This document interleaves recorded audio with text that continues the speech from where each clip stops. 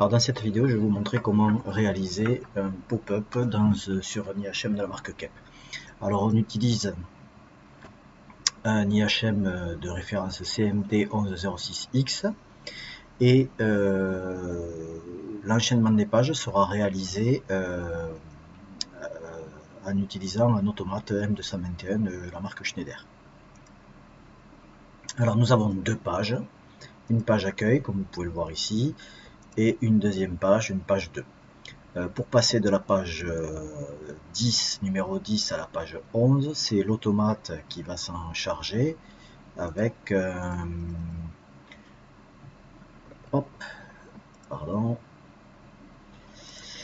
avec un graphset constitué de deux étapes. Donc je vous montre le graphset. Donc il y a deux étapes. Si je suis à cette étape là, je demande d'afficher la page 10. Et à cette étape là, je demande d'afficher la page 11 qui est présente sur l'IHM. Voilà. Alors sur cette page 10, vous voyez qu'il y a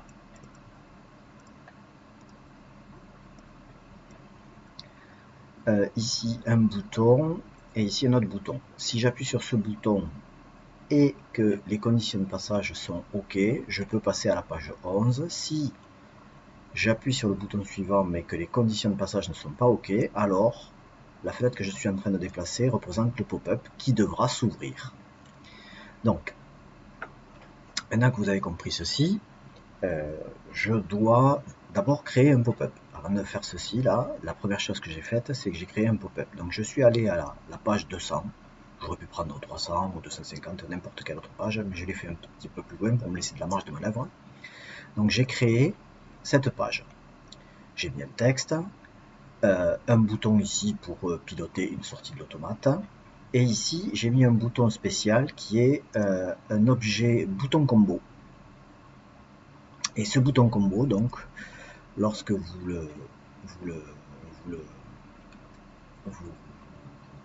l'utilisez, donc il y a cette fenêtre qui s'ouvre et lorsque vous appuyez sur ce bouton, vous allez combiner plusieurs actions. Donc ici, quelles sont les actions que j'ai combinées? Eh bien, quand je ouvre dessus, je clique dessus, j'ai mis à 0 un bit interne à l'IHM. Ce bit interne à l'IHM est le bit qui me permettra d'afficher le pop-up. Mais quand je suis sur le pop-up, eh bien, je vais mettre à 0 ce bit parce que le bouton que je viens de vous montrer est un bouton qui permet de fermer le pop-up. Donc ici, je mets à 0 la variable LB0, vous voyez, interne l'IHM. Si je la mets à 0, ça fermera le pop-up. Et pour être tout à fait complet, donc la deuxième action, donc vous avez quelque chose comme ça, donc vous faites plus ici, et ici vous faites fermer la fenêtre, ça va fermer en plus la fenêtre. Donc on fait appliquer, OK. Une fois que ceci est fait, vous avez créé votre pop-up, il faut faire l'appel du pop-up. Alors l'appel du pop-up, vous allez sur Objet, Opération de fenêtre, et vous cliquez sur Fenêtre directe. Fenêtre directe, vous avez ce pop-up là qui s'ouvre, donc vous allez mettre à 1, vous allez ici chercher la fenêtre que vous voulez en guise de pop-up, ben moi c'est la fenêtre 200, style fenêtre pop-up, et adresse de lecture, c'est lorsque cette variable va passer à 1, alors vous afficherez cette fenêtre 200. Et bien ça, je vous en ai déjà parlé, c'est la variable locale LB0 que j'ai appelée afficher pop-up 1. Vous faites OK. Donc moi, hop, c'est déjà fait ici. Vous voyez, hop, j'ai déjà fait ceci, je l'ai déjà fait.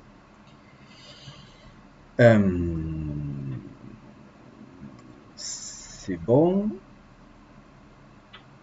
On a fait on a créé le pop-up, on a dit dans la page principale qu'on voulait afficher un pop-up.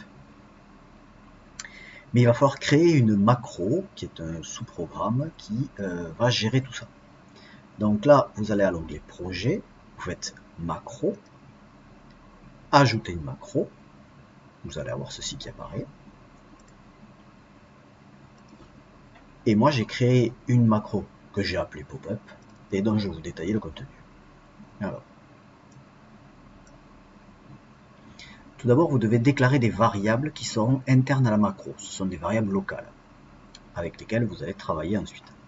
Donc, j'ai créé une variable locale qui s'appelle condition OK, qui est en fait une image, pardon, hop, je vais faire ceci,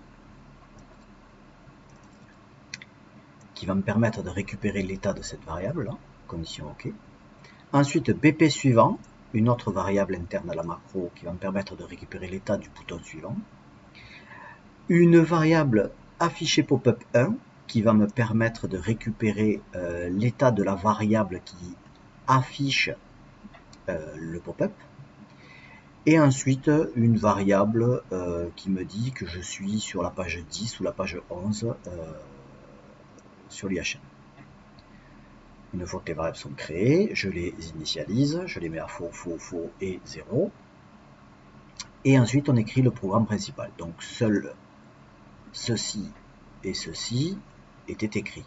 Et moi, j'ai écrit tout le reste. Donc, tout d'abord, on va récupérer les valeurs des variables API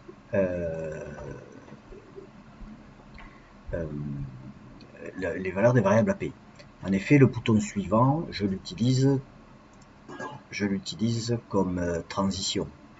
Ici, BP suivant, c'est une variable qui est partagée entre l'IHM et l'automate.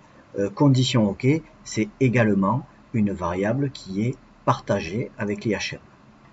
Donc, pardon, voilà, cette variable est partagée avec l'IHM et cette variable aussi est partagée avec l'IHM et l'automate. Donc, je récupère toutes ces variables. Alors, je vous montre comment on fait pour récupérer les variables. Donc, vous allez ici, fonction, les catégories API, et puis ici, vous pouvez choisir la fonction précodée dans le logiciel d'IHM que vous voulez utiliser. Donc, moi, j'utilise getData. Variable 1, c'est la variable la variable locale à la macro où vous allez stocker la variable que vous allez chercher. Donc, je vais regarder dans mes variables que j'ai localement créées ici. Donc, je vais utiliser condition OK parce que je vais récupérer la valeur condition OK dans l'automate. Et là, ici, var utilisateur, vous pouvez aller chercher, si vous avez déjà défini des tags, quelle est la variable de l'automate que vous voulez venir chercher. Eh bien, moi, c'est condition OK. Et cette variable était stockée dans l'automate à l'adresse %m2. Et on l'échange avec l'IHM via Modbus TCP/IP. On fait OK. Et quand vous faites OK, tout ceci va s'écrire tout seul. Voilà. Donc, je peux effacer cette ligne. Alors, je vais faire ça. Comme ça, ça sera plus propre, vous allez voir. CTRL X, CTRL V. Je vais faire la même chose pour BP suivant, même si je l'avais écrit comme ça. Donc, API, getData, BP suivant, et je vais aller chercher BP suivant. Et voilà. Hop, chez BP suivant. CTRL X. C'est beaucoup plus lisible que ce que j'avais fait auparavant. Donc là, je récupère BP suivant. Page à afficher, donc là, je le laisse comme ça. Une fois que j'ai récupéré les variables Modbus, que je les ai stockées dans les variables locales, je vais pouvoir les utiliser dans un programme. Donc, si les conditions ne sont pas OK, c'est-à-dire que les conditions de passage ne sont pas OK, et que j'appuie sur BP suivant, alors, et si la page affichée est bien la page 10, alors je fais afficher le pop-up.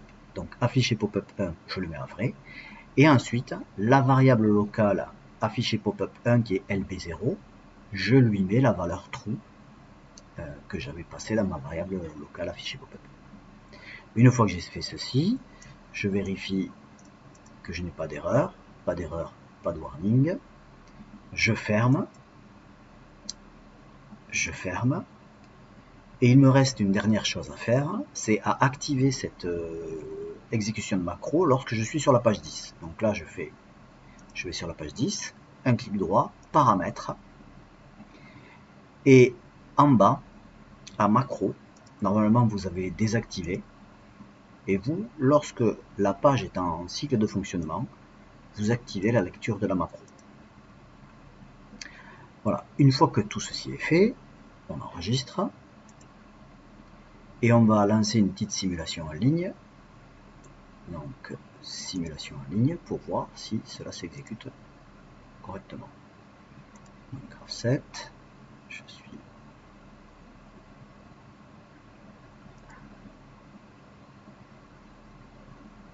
Alors, hop, voilà, voilà, voilà. Alors,